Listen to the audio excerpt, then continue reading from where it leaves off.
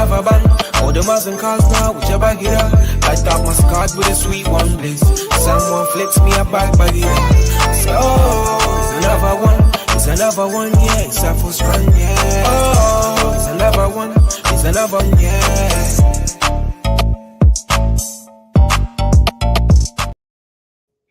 What's going on, people? Welcome into another episode of the Stay Within Show, presented to you by iBoxingHub in association with our sponsors, D-Rock Clothing. Back again. Listen, we've made history. We've done back-to-back shows, you know. Like, I can't remember the last time we were that consistent. So, you know what? I think I'm going to give you, Ray, and myself a round of applause just for that one. Because, you know, it's hard. It's hard out here.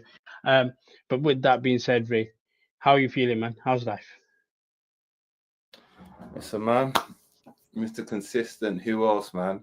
Who else you're gonna rely on, man, but us? But you know, I'm Phil. I'm very Phil. You know, it's carnival season upon us, so just getting nice and healthy for that. You know, the 2-day weekend I'll be doing mass band, but we're here for boxing. But yeah, how about yourself?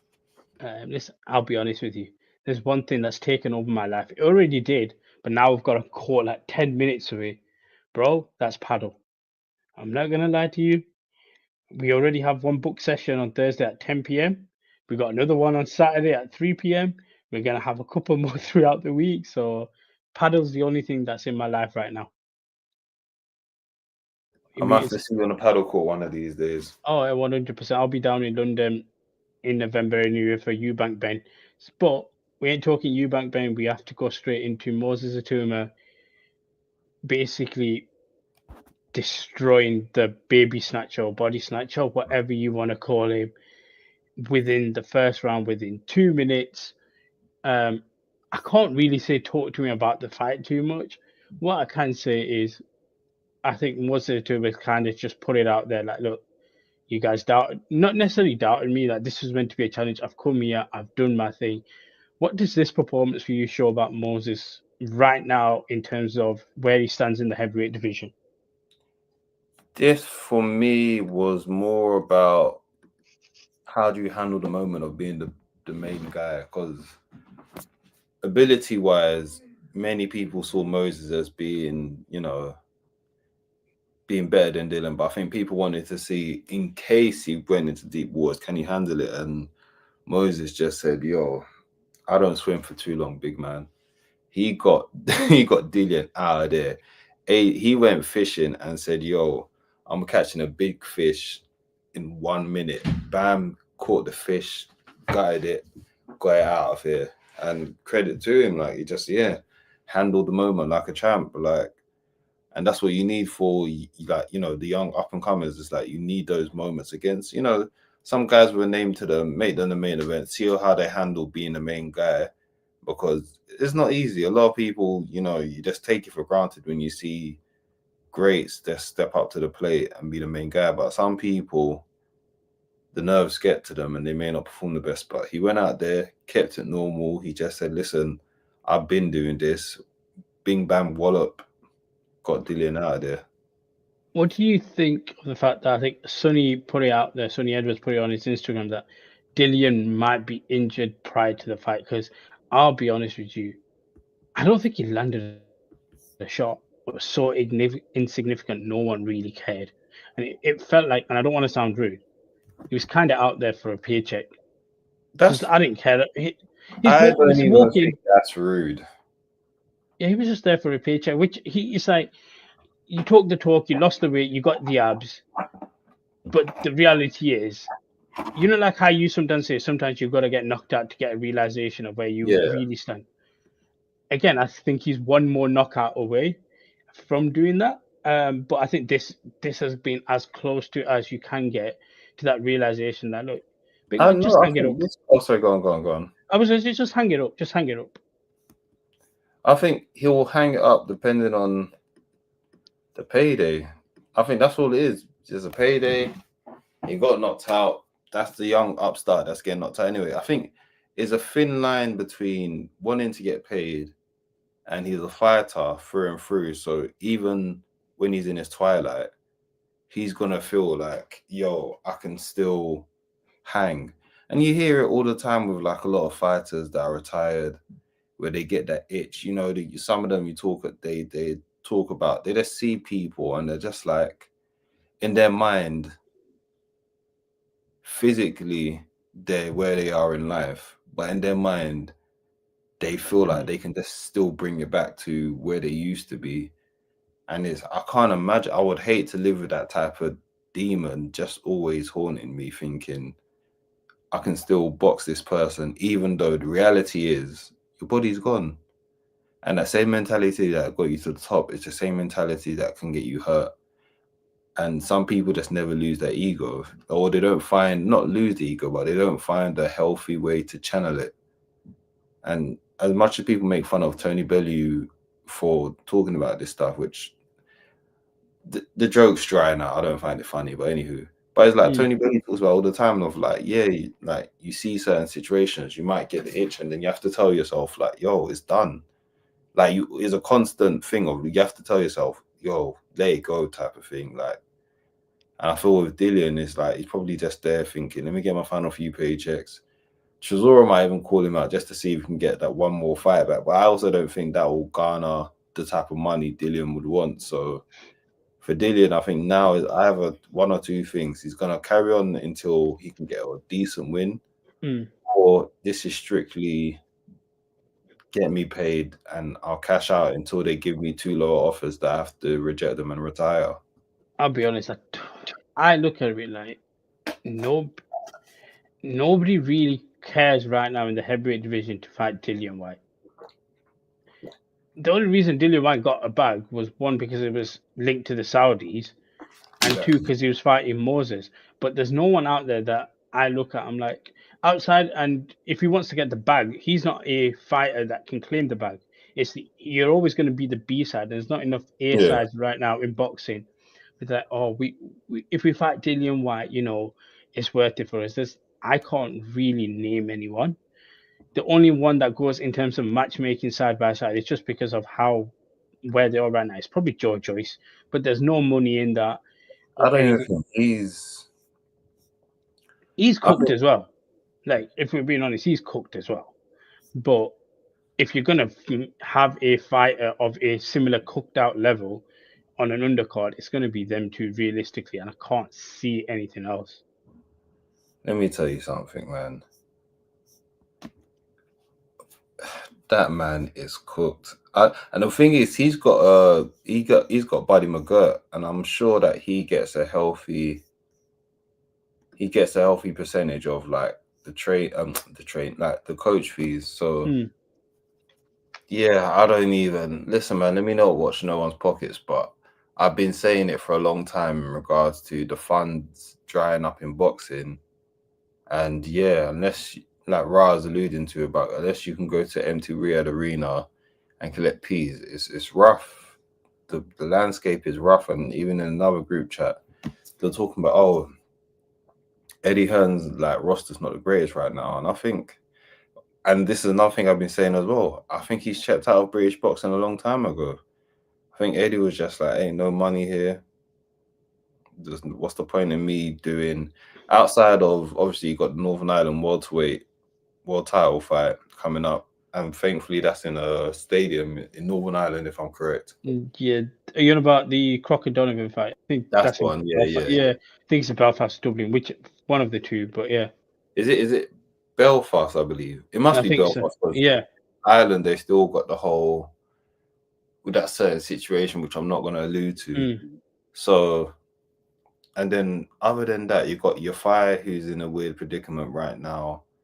Obviously, you still got AJ in the books, who's trying to get the Fury fight. Fury's basically like, I'm staying retired, shockingly, but he'll come back. And other than that, you've got a handful, and then potentially someone leaving Boxer to join him, but we'll have that conversation later on. Yeah. I want to ask then about Moses, because I'll say this, right? Look, some people are a bit, I'm not saying annoyed, but he's not taking what you could call the traditional boxing route, which is obviously your English, your British, and all that stuff. So he's able to do that, because them titles, to be fair, are kind of put towards certain guys anyway right now in British boxing. That be like, cool, you guys have your side, this guy's doing his thing. But obviously, Turkey's got his thing where he wants him to fight Usyk.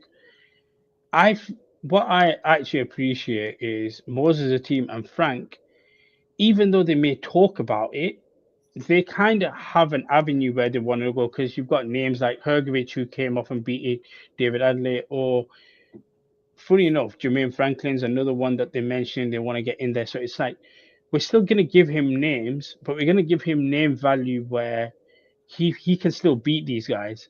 And then we're going to wait. We're going to bide our time. This Usyk fight that people are talking about, it's more of a fantasy fight, and it's not going to happen. But we'll get to that point where we might be 17, 18 and all, and the titles are more than there for us, and we can clean up. And I kind of like what they're doing. Like, on one hand, you've got these boxing guys who just want to get this big fight done. Cool, fine. But then his team, and even Frank, is just, we're going to steer you in this way. We're going to keep you active. We're going to keep you getting some value in names, but not to the point where it's too risky for us. Do you know what it is with Frank? What's good about Frank is that he knows how to handle different paths. So he knows how to do the clean, like, you know, good old English title, British title path for fighters. And then he's got the rough around the edges guys where he's just like, you don't need to go that route. Like the Fabio Wardleys, although he did fight for the British eventually, but well, no, let me tell you that, because Wardley weren't really his fight. Wardley was just finding his way. But for me, I see him joining Queenberry as that similar reason, because he knows that Frank knows how to market rough around the edges guys. You can even say that about Anthony Yard, where he didn't go the traditional route. So I think Frank's the right matchup for him, because he knows how to operate those non-traditional, non-Olympic, you know, not the cleanest image. Yeah. And when I say not the cleanest image, I'm not saying it in a derogatory term. I mean it in a way of clean image guys are the ones that normally end up at Matchroom, where it's like you're the Olympic darling and, you know, you're the clean cut guy and everything. But at the same time, it's good that there is the other part where some people are going to be the Anthony Yards of the world, the Itaumas of the world, the Wardleys of the world, where it's just like, yo, I am not the poster boy child. I don't need to go through certain routes. Just get me to big money and big titles ASAP. I'm explosive. I can do the knockouts. I'm a no-nonsense person. And Frank Warren's your guy. I hear it. Do you know what? Like I said, for me, I look at Moses. I'm like, you know what? It's nice. I like what you're doing. Obviously, the event itself. So this is what I'm going to liken it to. I think we've known Riyadh season or any events in Saudi to have a lot of glitz and glamour. This felt like, if you look at a normal boxing show in the UK, it kind of felt like that, but with the Saudi side of things. The only difference was it was behind not the DAZN's wall, but the pay-per-view wall, and that's the only thing that for me let me down. That kind of just let it down a little bit. But funny enough, if you're a new subscriber on an annual plan, you got it for free. Yeah, so kind of incentivize people. Turkey, he did say this is going to be the last pay-per-view in a while, because I think they started to realize they're probably losing money doing the pay-per-view, because it's like, all these non-pay-per-view, what's the word I'm looking for? Non-pay-per-view type cards that they keep on charging for. There's no way you're making money off this, especially in a streaming era. Someone's gonna find a link. So it's like, why don't you allow it to be part of the subscription, and people are more comfortable with parting ways with a monthly fee than they are paying, you know, a one-off. And I think, and especially like I've been saying as well, in regards to British boxing, you're not going to build, to be fair, this is in relation to Riyadh season, so this ain't really got to do with British boxing, but I'm sure Frank Warren would like Itauma to be bigger in the UK. You're not going to build it behind pay-per-views. Not yet. He's not. Pay-per-views, I think pay-per-views has lost their luster, because pay-per-views are meant to normally be, you are paying for stars. The person's already made a big name already, hence why you pay pay-per-view for it. It's not. Paying pay-per-view for upcoming stars is nuts. You're not meant to be an upcoming star or burgeoning star. You need as many people to see you. You're not meant to do that. You're meant to do pay-per-view once you're a star, not when you're burgeoning. And I think to that point, like you said, I think this was the one card that went out, and then obviously what Turkey said afterwards. But for me, I didn't actually mind the card. I think I kind of somewhat appreciated the fact that, okay, we can give you the big names, but guess what? We can also showcase a card. Is it going to get as many people in the arena? Probably not. It's fine. It's a growing market in Saudi. I'm not going to be against it, but I actually don't mind the fact that they're also saying, okay, we give you your AJs, your Tysons, your Usyks, whatever we put on it. But guess what? We're also going to put a card to you that you might also see in the UK or in America. We're going to take certain fighters from that. We're just going to put it into one. Like I said, it was one of the things where it was under pay-per-view, but going forward, if they do cards like that as well, for me, I kind of rate it. I actually don't mind it as well. But I will say this, Ra is the biggest hater I've ever seen. He's talking about pressure and stuff, and he says, in an empty rear, you don't get the big event pressure. Listen, he's not totally wrong. I'll tell you why. I'll tell you why he's wrong. I'll tell you why he's wrong. It's a slight. No, we know that it's a slight, but he's not. I'll tell you why he's wrong. Because at the end of the day, guess what? You are headlining your first event. You're headlining it arguably in the place where boxing is run. You're headlining it in front of or amongst the guys that run the world of boxing right now. And you kind of have to show out and make a performance for them to still be interested in you, instead of you kind of dipping away from the background in the world of Riyadh boxing and stuff like that. So if anything, funny enough, there's a bit more pressure, because when you headline your first event, the last thing you want to do is mess it up and then have to come back from it. And there's only a select few people that can realistically do that. So that's why I think there's actually a bit more pressure, or just of a level of pressure, than I think people are saying, or giving Moses not enough credit for being able to deal with that. Is a catch-22, because it's like, yeah, it's not as much pressure because obviously the Riyadh environment isn't that of a pressure cooker. But yeah, like you said, it's like you're still headlining the card. You're still the main guy. So it's still going to come with some responsibility and pressure. But he seems cool, calm, and collected. I forgot what age they said that this guy had been sparring the big dogs. So I'm sure they just made him feel like 15 or something like that. Which is nuts. And at heavyweight as well. Yeah. So I think he's probably just like, his weight is like, I'm good. Listen, I'm going to call it now. Potential Riyadh season ambassador there. If he's going to add more. I think once Usyk retires, then Turkey will be like, yeah, like take the ball and run.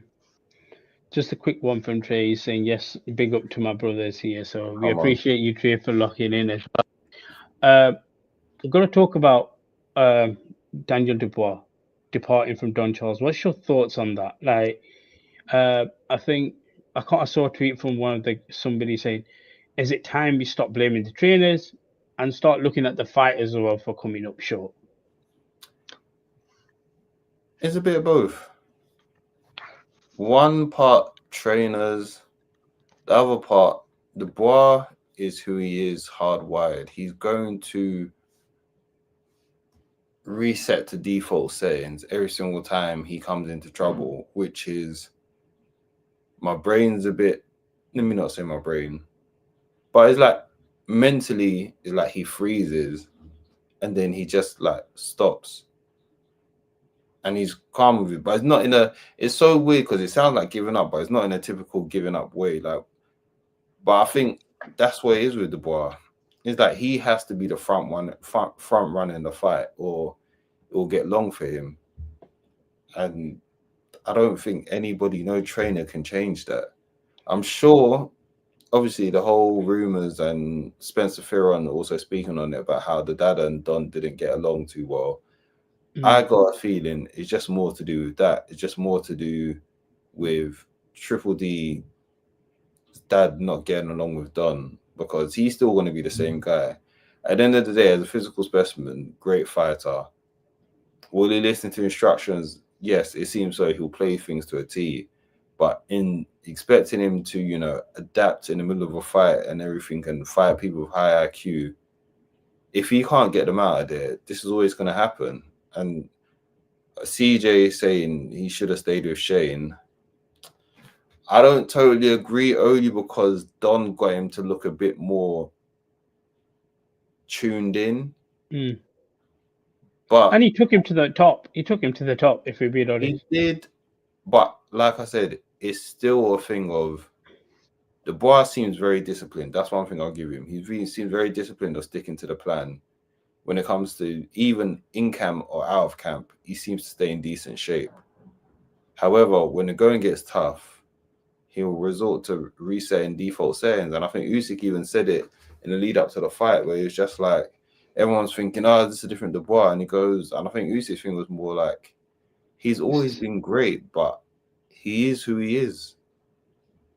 Some fighters can shake it, but I don't think he is one of those people that, you know, like a Charles Oliveira. I know, once again, people, I know it's Boxing Channel, but here we are. Charles Oliveira in the UFC, he had that thing where it was a thing of he was known to give up, but there was a difference. He was fighting at a lower weight class. He was always talented, but then something flipped mentally, and then you can see that there was a difference. I don't know where we're going to get that with Triple D, where he has a mentality change that just like allows him to not short circuit and default to what's the word I keep on, restore to default settings. So yeah, I just feel like when you're on PlayStation, he is who he is no matter the trainer. You know, on PlayStation, when you're playing and it's like you make all these advanced changes, and then at the end of it, you're like, forget it. I'm just gonna press triangle and restore to default. Yeah. I mean, you know, I'm not saying Daniel is that, but you know, he's triangle. He's triangle right now. Like, I don't know if it's triangle on FIFA or whatever. Yeah. I make all these camera changes on FIFA. I'm like, yo, let me get this. And you know what? I'm like, go back to broadcast. I'm just like, go back to broadcast. It's fine. He'll be good. Listen, man, the guy's talented. He'll be fine, but I just don't think the trainers can only take him so far. He's just who he is. He has to go in there. He's a front runner, and as long as you can match him well, he'll be fine. If not, then Frank's just grooming Itauma to take over anyway. So it's a cruel Game of Thrones, man. It is a cruel Game of Thrones. Like, I know people are making jokes about it. It's too early to say that yet, because obviously at the end of the day, he's only lost to Usyk, but they were already that thing that Frank's looking, you know. I've got Daniel, and at what point can if Daniel losing, can I feed him to Moses right now? Can I feed him in there and just replace Daniel, stick Moses in where he's meant to be, and I've got my new little heavyweight champion of the world potential. Listen, let's not forget, a few years ago, do you know who's in Daniel's position? A man called Joe Joyce. And Joe Joyce was not only in Daniel's position, Joe Joyce beat Daniel, but we all said, listen, we already know who Frank's guy is, so eventually Joe Joyce might slip up. And if Joe Joyce slips up, the bar will be right there. And he was, and he became world champ. And so now, Game of Thrones, Dubois is now that guy who's teetering on. I'm sure Frank might be like, you know what, I've got one or two more big events for Daniel if he's up for it, but he's already planning for if that tower falls. So, boy. Do you know what? I will say this, because I think it's Tony Sims who works with Connor and stuff. And what I will say is, obviously, Eubank Ben won when Connor was in there. He showed a lot of character and stuff. And like, people have said Daniel kind of likes it, but then he just resorts to default. And maybe default is that if I get hit, I don't know what to do, stuff like that. And I'm not going to say I quit, but you know, he goes down probably sometimes people say a bit easier than others should do. Maybe Tony can instill that in him, like, look, if you get hit, we got this, we just carry on type of thing, and we can make some adjustments or just bite down on the gum shield and go again. Like, otherwise, realistically, I don't want to sound rude, does he really need a trainer if he's just plan A all the time and he has plan A in his No, head no, he constantly? needs a train. Here's the issue: it's not that he doesn't. Not need necessarily he doesn't need a trainer, but does it devalue somewhat of what the trainer is if he is just plan A? Because you still need someone to devise the plan A. That's the thing. You still need someone to devise a plan A. So, like I said, he'll stick to that plan A. Whether he's capable of executing the in-ring changes that you want to see, that's always going to be a mystery. But in terms of like needing a trainer, yeah, he's not, because we can't make it sound like Daniel's this defiant, unruly character. He's not. He's a disciplined, stick to the plan. But we already know, we spoke about it before, about his potential, condition that he has. So I'm not going to go too much into that again. But I think because of that, it's clearly, and Usyk has clearly said before, he is who he is. It's not that it's a bad thing, but he is who he is. And the thing is, though, not everyone's good enough like Usyk to weather the Daniel Dubois storm. That's the funny thing as well. Because when people keep on saying that, oh yeah, once you get past plan A, he's done. But I said, not all of you lot are skilled enough to get past plan A. So, but shout out CJ. I was going to quickly move on to one final thing. And that was, we talked about Ben Shalom and Boxer and who's going to stay, who's going to go. Vidal, I think it was yesterday, or it may have been the day before, put out on Instagram and Twitter, free agent season. So obviously alluding to the fact that he's left. And funny enough, he signed an extension, but that extension, like if you read between the lines, said Boxer and Sky Sports. Clearly, there isn't a Sky Sports. Yeah. Now, I don't know how many other people these articles are going to now wear. You know, when you go back and you look through the article and you're like, okay, that makes sense why they added and Sky Sports to it. Yeah. I'm intrigued to see your Whitakers, your Azims and stuff. How many of them just don't say just Boxer and actually allude to Sky Sports on there? So makes sense why he's able to probably put out and say free agent and I'm ready to move on. So for me, he kind of seems like a prime Frank Warren type of guy right now. Yeah. He has a following outside of boxing, but he looks like a traditionalist boxer. And it's like we were saying before, where Frank's able, and stuff like that. Frank's able to do that. Is that just for me the most sensible ground? Do you think where you're gonna have your options with both guys, but Frank just seems to fit the bill proper with Vidal? I believe so, because before when I was considering Matchroom, I was just like, he goes by the whole clean cut and poster boy image. Vidal is not that guy yet. He could be in the future, but he's not that guy yet. So if that is the case, go to Queensberry, go where Frank Warren can mold those type of fighters, and then just make something of yourself, and hopefully get on those Saudi cards. Avoid Opataya at all costs, unless Opataya becomes undisputed, and then you're screwed. But can't remember the name, but Frank has one of the cruiserweights that he's meant to be fighting anyway. From the top of I can't remember his name. I think it's like Junior Alloys or something like that. Yes. I think that's the guy that Ra's very big on. Yeah, I think that's supposed to be the guy that he's meant to be fighting. So if I butcher his name, I have done. I've thought of it from the top of my head. No, but the name rings a bell, yeah. But the fact that he's with Queensberry kind of makes sense that, you go over there. I know I'll say this as well. The thing with Eddie is he kind of I'm not saying he always signs people, but the division somewhat, I want to say, matters. Yeah. The cruiserweights, it's not the sexiest division in the world. At all. And it's quite British heavy. Yeah. So it makes sense to go with Frank. I can't really, from the top of my head, name the British cruiserweights that Eddie has. From the top of my head, he had a few, and then he just obviously he had Okoli, he had Billam Smith, he had. But like right now, I couldn't.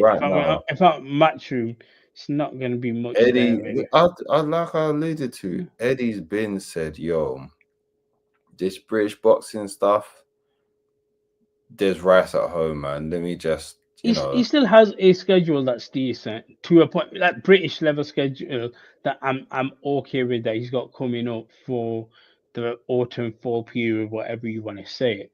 But yeah, this one makes sense. But the next question is, when's the next person going? What do you mean from From boxer? When do you think Adam? A lot of people saying it's going to be either Adam or Ben. When do you think they make that little announcement that okay, we're as calling it soon a as day? their lawyers are done with, as soon as their lawyers are done with the paperwork? That's how it. Listen, Ben Whittaker is a matchroom guy. Adam Azim is a Queensberry guy. Just go over and done with, and let boxer move on. I hear it. One final thing, I've got to just shout out. I'm just gonna bring you in. Shout out to my Ring Magazine here, Canelo Crawford. The reason I put that out there, I don't know anybody else who has a copy because it just went on sale right now. So the fact that I got my thing, I've got to say shout out to my people who sorted this out for me nice and early. I'm like, we got to take that into consideration. We've seen a few little posts now from Canelo as well. A little bit more socially active about the fight and stuff. I think we're slowly getting build-ups about it. Anything missing for you right now? We're under a month out. I told you. We need to start seeing stuff. 7. Where is the 20? Where is the series that's following these fighters? This ain't, and I think I can tell that a lot of promoters are kind of like, they work with Turkey at times and they kind of smirk and laugh at him at the same time. Because it's kind of like, you've got the money, but you don't fully know what you're doing. And because he keeps on taking the reins of things, because he's the financier, he keeps on going on like he knows. I get it. It's a thin line because a lot of us were armchair promoters. A lot of us were armchair managers. I'm an armchair this and armchair that. This is one of the few guys in the world that can be an armchair guy, but he's got the money to actually make what he wants happen. And I think because he's financed some of the big fights that we all wanted to see, he now thinks he's a promoter. And it's just like, big man, you're a financier. Like, I know, I get it. You're a financier that's passionate about what you're financing. I hear it. You're still a financier. You're not a promoter. Let the promoters promote. And the reason why that Rio season has even gone off the way it has is because of the promoters promoting. And I get it, because he done all this big extravaganza and he's like, I bought elite boxing back, which he did. We're not going to discount that from him. But you're not a promoter. And I think now it's showing, because this is one of the few shows that he's actually like, it appears so anyway, that he's in a driving seat, because obviously Dana was meant to headline it, and then I don't know. No, Dana's still part of it. I don't think he's as part of it as they planned, but Dana's also got his own responsibility with the UFC, and obviously they got the new deal, so I'm sure Dana had to take a back seat for a bit. Because if that wasn't the case, I would have thought that Dana would at least been more on the promoting side, but it's a conflict of interest on his side, I guess. What I will say is, funny enough, any TKO of things, so that's either WWE or the UFC, it's always there in your face, especially with the WWE anyway, because that's on Netflix. It's there, and they will push that during their own broadcasts. Do you know what's different about that though? They have, and it's a criticism I've had with Dana, but it's also something I've got to give him credit for. I've said a long time, I think he gave up on caring about MMA a long time ago. However, he's built the machine of the UFC so well that it runs itself efficiently. Yes, you're not going to get the high pay-per-view buyers that you used to before. And yes, we're not going to, do designer promotion like they used to with like Conor. Like someone like Ilya, they should have had him fight in Spain a long time ago. The same way DDP, even though he just lost the belt, they should have had him fought in Australia, in South Africa a long time ago, or Holland. But it's like they've got the machine to run so well by itself that it's almost like they can sacrifice high sales because the machine's going to work well regardless, similar to the WWE. Boxing doesn't have that type of model where you can just leave it to itself. It's like you have to constantly service it. Boxing is not like a league the same way the UFC is. So you can't keep on, or legal equivalent, shall I say. So you can't just leave boxing as, and I feel like with Turkey, it's almost like because he's had so much money, he doesn't have to care about some of the losses he incurs. Whereas the reason why a lot of these other companies, I remember when it was like Spence versus Crawford, there was so much promotion because PBC knew, yo, this has to be the one that gets us our money back. Do you get what I'm saying? This has to be the one where, you know, that's the thing. Because he's so rich, he doesn't look at the bottom line to a point. Yeah, exactly. It's just like, I'm just me. Look, I've got the. And sometimes the bottom line is healthy way to keep people in check. One quick question I'm going to ask you before we wrap up. Right? Yeah. Think about the guys that we've seen in the past. We're going to do the somewhat Floyd Mayweather, Money Mayweather era anyway. Yeah. What fighter do you think at that point who maybe was still a big star, who maybe didn't get the finances he could have got, that if he was running right now, Turkey would have lapped it up and be like, I want this guy? Because for me, I look at someone like maybe Andre Ward. The funny thing is, I was thinking that exact person. However, and then Amir Khan would have been a lock-in. He wouldn't have even looked at me. Amir Khan would have. Yeah, lock-in. But I just keep thinking Andre Ward. I don't think Andre Ward would have been his guy like that, but I think Turkey would have loved the idea of Super 6. And Super 6 was well promoted as much as it could have been, because they weren't like the most well-known fighters fighting in it. Yeah. It weren't the most, let me not say well-known. It wasn't the stars. Yeah, it wasn't the stars that were fighting in it. But I also think because it was so many promoters involved, they could share the cost and promotion. So it's almost like I can't incur so many losses because I'm working along with this promoter and that promoter, and Showtime's airing it in America. And it's almost like that was as close as the efficient model the UFC has, if you get what I'm saying. So I think Super 6 would have been something great. And even like the World Boxing Super Series would be great with Turkey's backing, because then it's just like, it goes back to the whole thing of let the actual promoters that know how to run this, let them run it. You finance it, but let the promoters promote. But yeah, someone like Amir Khan, he would have been cleaning up. He would have been cleaning up. I know Amir Khan's looking at this burning, thinking, like, bro, listen, I'm there, I'm everywhere, but I just, where were you like 10 years? You would have got me the Floyd Mayweather fight. Listen, and the funny thing is, Khan's really getting interest from the Middle East anyway, if I recall. Khan's always been like a big, obviously, like,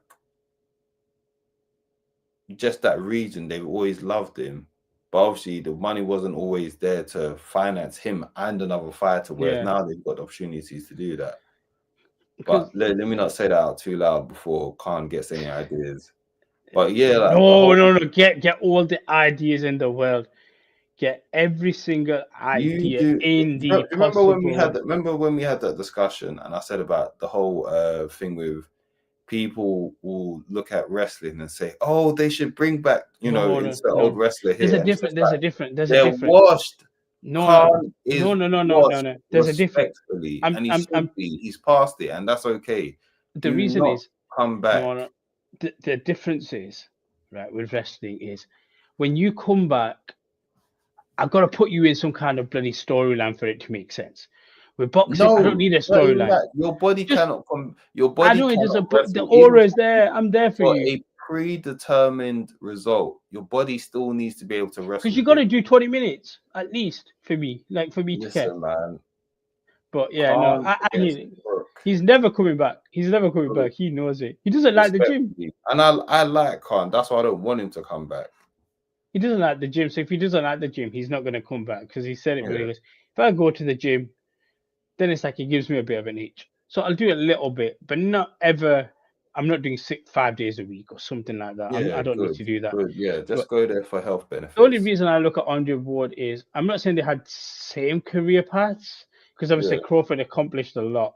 But you see the way Crawford's 41-0 towards the Yeah. back end of his career. It's like Turk's like, okay, cool. I can put you here. I can get your money fight here. Somewhat Andre Ward could have been there with like about one or two fights left. Or Ward at we the can end bag of you. after winning Super 6 would have been Yeah. great. After winning And- Super 6 yeah. against Carl Froch, that would have been great time for Andre Ward, especially when he went up to fight Kovalev. Yeah. That would have been like, oh. And then we that's could have probably found why another Ward is commercial star out there. Like, Yeah, oh, okay, we can. You might need to move up for him, and then we can sort something out. Listen, that's probably why Ward's calling out AJ now, because he's probably like thinking, yo, I could catch a bag. he's probably thinking, yo, Turkey might give me the biggest bag to fight AJ, even though AJ would absolutely hurt him. But tune in tomorrow as well. Me first, Trey, because things need to be discussed regarding AJ. But I'm gonna be there as well.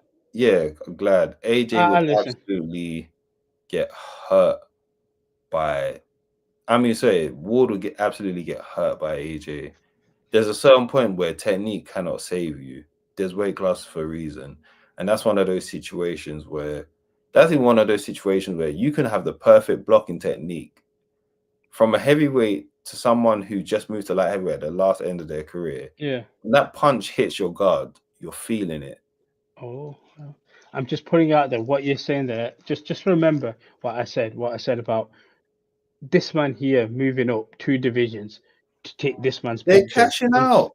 They're cashing out, but I'm just putting it out there. His punches hit different to any of the punches he's faced before in his life. Yeah, of course. Yeah, I'm just putting it out there.